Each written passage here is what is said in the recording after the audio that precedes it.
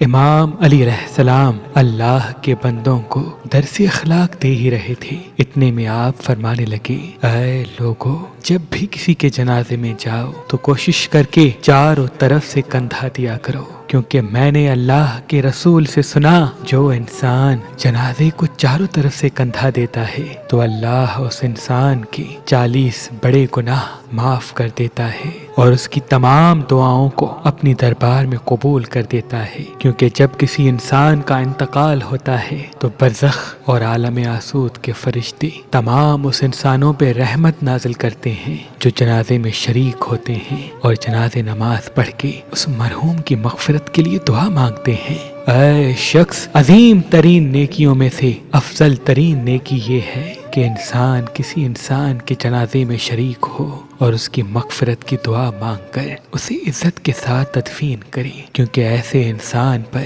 اللہ اپنی رحمت نازل کرتا ہے، اللہ اپنی رحمت نازل کرتا ہے۔